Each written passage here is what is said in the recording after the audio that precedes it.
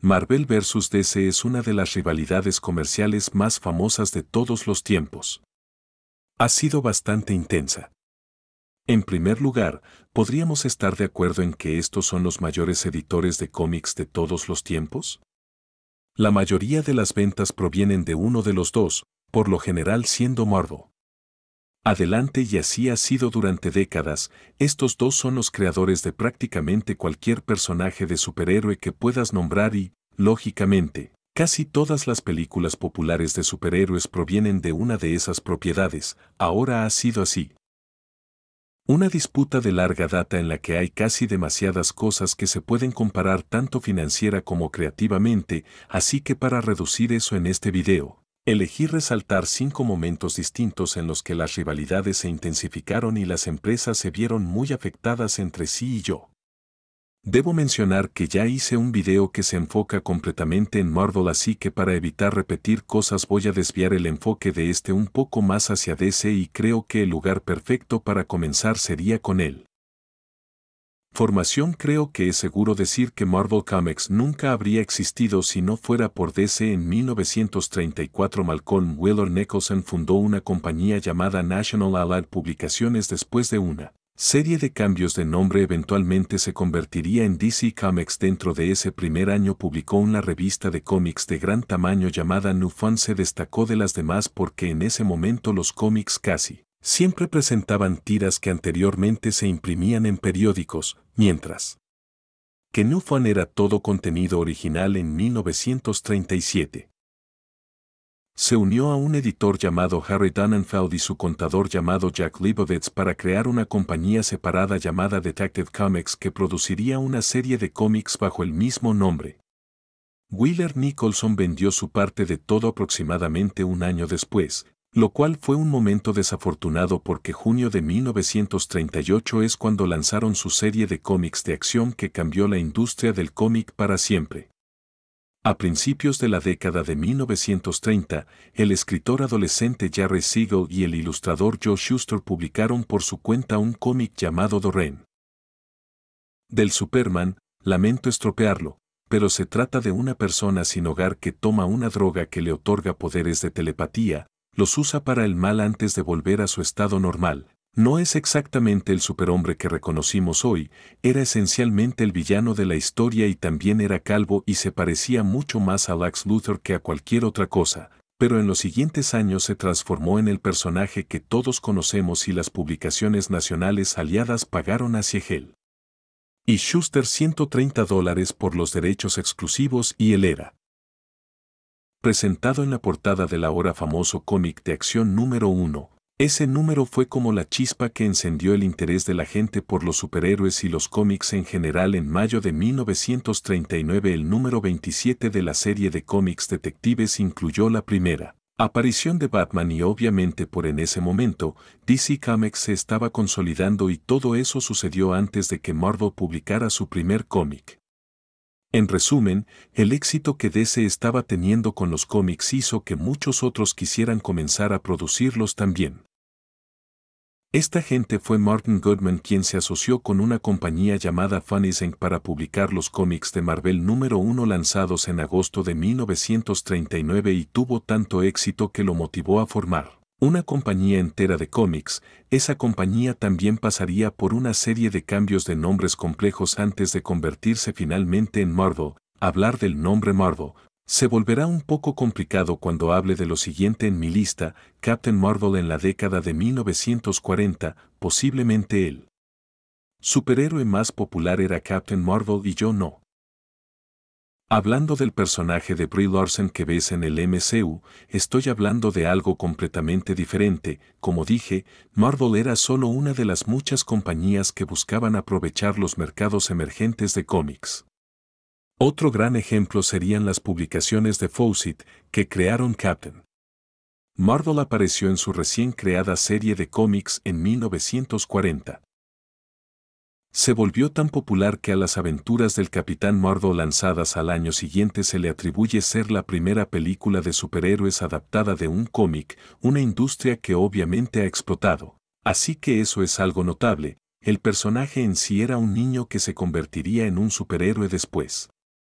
diciendo la palabra Shazam, y una vez que estuvo en esa forma se parecía mucho a Superman y podía volar y tenía superfuerza y todo lo demás. De hecho, se parecía tanto a Superman que DC presentó una demanda contra ellos como parte de él.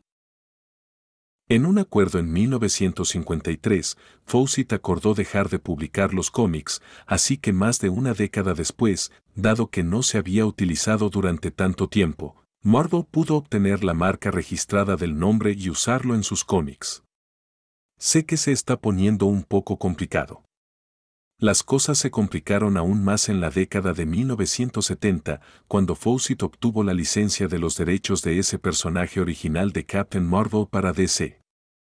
Sin embargo, como hubo todo un problema de nombres en ese momento, básicamente comenzó a llamarse Shazam, y creo que esto todo se junta muy bien en 2019, donde con un mes de diferencia, Marvel y DC lanzaron películas centradas en estos personajes en competencia. Bien, mi siguiente ejemplo de rivalidad tiene lugar en la década de 1960 con un equipo icónico de superhéroes llamado Liga de la Justicia. Mira la década anterior. Fue difícil para los cómics una vez que terminó la Segunda Guerra Mundial. La mayoría del público no respondía a los superhéroes de la misma manera, lo que motivó tanto a Marvel como a DC y a muchos otros a expandirse fuertemente hacia otros géneros como la ciencia ficción occidental. Y el terror, y algunos de esos cómics de terror se volvieron bastante gráficos, lo que llevó a esta reacción masiva contra los cómics, donde muchos de los padres no querían que los niños los leyeran y luego el Congreso se involucró. Esto llevó a que la autoridad del Código de Cómics evitara la participación del gobierno. Todo fue un desastre y provocó que las ventas de cómics específicamente para Marvel disminuyeran mucho. En 1960 DC recuperó una antigua propiedad llamada Justice Society of America y la actualizó como Justice League of America. Sinceramente, no sé por qué tomó tanto tiempo para que esto sucediera. Esencialmente agrupó a todos sus superhéroes más populares en una serie y, por supuesto, le fue muy bien e incluso ayudó a revivir los cómics. La historia cuenta que Martin Goodman de Marvel volvió a ver el éxito de lo que fue DC haciendo y se propuso replicarlo. Le dijo a Jack Kirby y Stan Lee que crearan algo que involucrara a un equipo de superhéroes que se juntaron, y el resultado fueron los Cuatro Fantásticos, que debutaron el año siguiente, aunque quiero enfatizar que el hecho de que era un grupo de superhéroes no fue lo único que lo hizo popular. El verdadero genio de los Cuatro Fantásticos fue que, a diferencia de la mayoría de los otros superhéroes en ese momento, no eran perfectos. Peleaban entre sí y la gente respondía porque los hizo más identificables. Ese tipo de personaje marcó el comienzo de algo nuevo para Marvel y rápidamente condujo a muchos otros personajes populares como Spider-Man. De hecho, a diferencia de DC, la mayoría de los personajes de Marvel que conocemos hoy fueron creados después de 1960. Admitir que los Cuatro Fantásticos no son exactamente como la Liga de la Justicia. Para decirlo en términos deportivos, el Vado Fantástico era como un equipo, pero la Liga de la Justicia era como un equipo de estrellas. Pero luego, por supuesto, Marvel creó su propio equipo de estrellas solo 2 años más tarde con Los Vengadores, que en este punto creo que podemos decir que ha superado con creces la popularidad de la Liga de la Justicia. Al final de esa década maravilla, estaba vendiendo más que DC, lo que irónicamente, no habría sido el caso si DC no hubiera creado su exitosa serie de los La Liga de la Justicia. Es una patrón definido en el que a DC se le ocurre una idea realmente buena y luego Marvel de alguna manera u otra termina beneficiándose aún más de ella. Mi siguiente ejemplo es infame en el mundo del cómic, la explosión de DC que rápidamente condujo a la implosión de DC que comenzó más tarde. Parte de la maravilla de la década de 1960 buscaba aprovechar al máximo su nueva popularidad y básicamente comenzó a publicar un montón de cosas, hablando de más títulos, más personajes, libros más grandes a precios más altos, y luego, unos años más tarde, DC tomó su lideré y comencé a hacer lo mismo junto con la introducción de un nuevo logotipo y, por cierto, fue entonces cuando finalmente se conocieron oficialmente como DC Comics. Aparentemente fue un plan arriesgado para mantenerse al día con Marvel y desafortunadamente, no sé si podría haber ido peor, fue un mal momento más que cualquier otra cosa. La economía estaba lenta y la inflación estaba fuera de control, lo cual obviamente no era el mejor momento para aumentar el precio de tus cómics, sin mencionar que costaba más dinero imprimirlos y encima de eso había algunas tormentas de nieve desagradables durante esos inviernos significaron que había menos personas en los kioscos o dispuestas a hacer el viaje a la tienda de cómics. Básicamente intentaron ejecutar este gran plan de expansión justo cuando las ventas comenzaron a caer. Ahora se lo conoce como la implosión porque todo se redujo rápidamente, muchas series se cancelaron después de solo unos pocos números, de hecho, cancelaron tantas series que al final tuvieron menos de las que habían comenzado. Un ejemplo notable sería el efecto que tuvo en los cómics de detectives.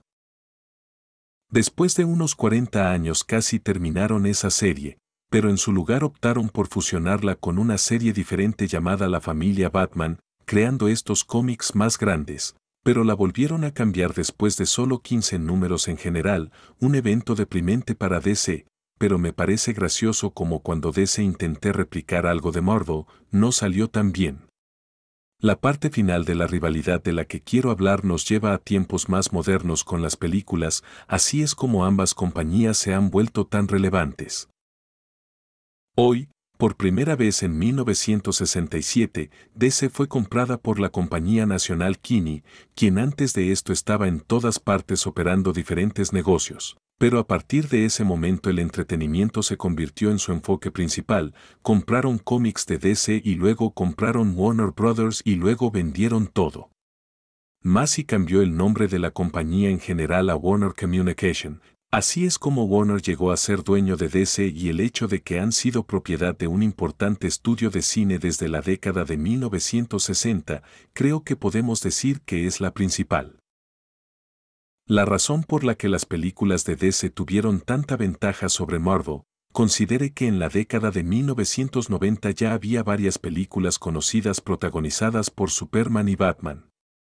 La película de Christopher Reeve en 1978 fue la película de Warner más taquillera de todos los tiempos, seguida por otras 3 protagonizadas por el mismo personaje que en mi opinión se volvió cuestionable en calidad y luego el Batman de Michael Keaton en 1989 se convirtió en la nueva película más taquillera de Warner a la que también le siguieron otras 3 protagonizadas por el mismo personaje que nuevamente en mi opinión se volvió cuestionable en calidad. Hubo un momento en el que DC había lanzado todo eso y la única película de Marvel de acción real era Howard the Duck, pero luego, por supuesto, ambos comenzaron a sacar algunas películas importantes en la década de 2000, en particular X-Men y Spider-Man para Marvel y la trilogía del Caballero Oscuro para DC, pero quiero señalar que esas películas de Marvel estaban siendo hechas por Fox y Sony, quienes habían comprado los derechos cinematográficos de los personajes, lo que significa que Marvel no se estaba beneficiando tanto, creo. Todos sabemos que todo cambió en 2009. Cuando Disney compró Marvel y comenzó a expandir el MCU hasta convertirlo en la serie de películas más exitosa de la historia, ahora tenemos una situación en la que tanto DC como Marvel son propiedad de un importante estudio cinematográfico para demostrar cuánto ha avanzado Marvel desde entonces mientras hago esto en 2022. La película de DC más taquillera es Aquaman aproximadamente 1.1 mil millones de dólares y hay 8 películas de Marvel que han ganado más dinero que esa. La más taquillera es Avengers Endgame con casi 2.8 mil millones de dólares. Por no decir que DC no ha tenido éxito con sus películas, pero financieramente hablando simplemente no mantienen. Vamos con Marvel y luego tienes que pensar que DCEU es una respuesta al éxito del MCU, lo cual es un poco extraño en la década de 1960. Los Vengadores fueron la respuesta a la Liga de la Justicia y ahora con las películas se siente como si fuera al revés. Déjame saber en los comentarios de qué lado estás de DC o no te maravilles de que tengas que elegir un lado, pero apuesto a que probablemente te estés inclinando hacia un lado o hacia el otro. Y antes de terminar debo mencionar a Jack Kirby, por quien es famoso. Creó y contribuyó a muchos personajes de Marvel, pero cambió a DC por un tiempo en la década de 1970, así que esa es otra parte notable de la rivalidad, y siéntete libre de mencionar cualquier otra parte para este video. Solo seleccioné las 5 que sentí que eran el más impactante. O el más interesante, así que hay mucho más de qué hablar y finalmente me interesaría escuchar tu película o personaje favorito de ambos lados y cualquier otra idea que tengas sobre Marvel o DC Comics déjala en los comentarios que me gustaría escuchar lo que tienes que decir. Gracias por ver.